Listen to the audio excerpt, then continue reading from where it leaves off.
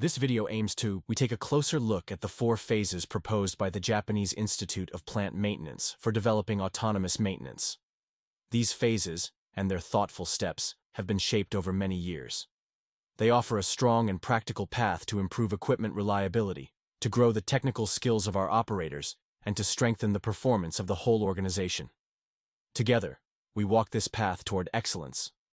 In the following, we will explain the logic behind how autonomous maintenance is carried out. With this information, you will gain an overview of how the steps and phases work together.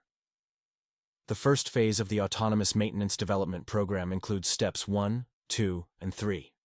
It's the starting point for autonomous maintenance and for all TPM activities. The activities outlined in Phase 1 aim to restore the equipment to its basic and original condition, while also giving operators a clear understanding of what autonomous management of the work area truly means. To achieve the basic condition of the equipment, it's necessary to establish proper cleaning and lubrication methods. As a result of this phase, an efficient system can be organized to maintain stable operating conditions. Step 1, called Initial Cleaning and Inspection, is all about thoroughly cleaning the equipment and identifying any anomalies. The technical goal of this step is to take corrective actions to eliminate as many of the identified anomalies as possible. Step 2, eliminating sources of contamination and areas of difficult access, focuses on resolving any remaining anomalies from Step 1, particularly those related to equipment contamination, safety factors, and improving access to hard-to-reach areas for inspection, lubrication, cleaning, and adjustments. As a result, this step sets an interim but effective standard for equipment maintenance, which will be further refined in the following steps. Step 3, cleaning, lubrication, and adjustment standardization, aims to educate operators on lubrication practices, check lubrication points and surfaces, and establish lubrication standards. It also focuses on improving the lubrication process to achieve the best possible times, while combining the interim cleaning standards set in Step 2 with the new lubrication standards. These improvements result in highly effective standalone maintenance practices, especially for maintaining machine reliability. We will return to this phase later, as it is arguably the most important in the development of autonomous maintenance. The second phase of the Autonomous Maintenance Development Program includes steps 4 and 5. Its purpose is to prepare operators to achieve technical mastery and deepen their understanding of the equipment. With this training, operators will be able to identify hidden equipment defects and quality issues caused by machinery parts and systems. The main activities in this phase involve inspections of equipment, quality, safety, environmental aspects, and more, all as part of a routine maintenance system for the work areas. Step 4 is crucial, and it may take some time to develop, perhaps over a year, due to the need to train operators in a variety of technical skills.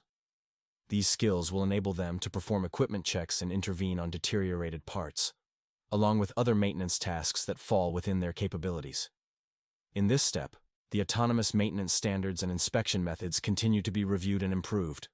Step 5, called Autonomous Maintenance Standards, focuses on reallocating inspection routines between the production and maintenance departments. These standards combine the cleaning and lubrication protocols from Step 3 with those developed in Step 4. Creating optimal autonomous maintenance standards and schedules. This step also increases the use of visual controls and signals on equipment, further enhancing the effectiveness of inspections. The third phase of the development program consists of Step 6, called Autonomous Quality Maintenance. The previous steps of autonomous maintenance have focused on achieving the goal of zero breakdowns. Now, in this phase, operators shift their attention to ensuring the quality of both the processes and the products, paying special attention to the parts and systems of the equipment that can affect the quality of the products being manufactured. Finally, Phase 4 of the development program consists of Step 7, called Autonomous Workplace Management. In this step, operators are trained to analyze and solve more complex problems, conduct effective daily team meetings, manage workplace results, and review the progress of their improvement projects and work standards. They also hold weekly meetings with area managers to assess results, receive feedback, and gain coaching from their managers. Now, let's expand your view on the development of Phase 1 of autonomous maintenance. Step 1 aims to establish new machine inspection practices, carried out by operators with the guidance of a maintenance technician. This inspection focuses on identifying anomalies and equipment defects that could lead to serious breakdowns if not addressed. This step develops various competencies that operators must master. For example, learning to observe and record anomalies, using visual management boards, conducting effective conversations in front of the boards, managing their commitments, and performing their own progress audits. Step 2 focuses on improving cleaning and inspection times, addressing sources of contamination, and promoting improvements that make it easier to access specific areas or parts of equipment for cleaning or inspection. From a human competency perspective, in this step, operators begin practicing simple methods to study problems and search for solutions.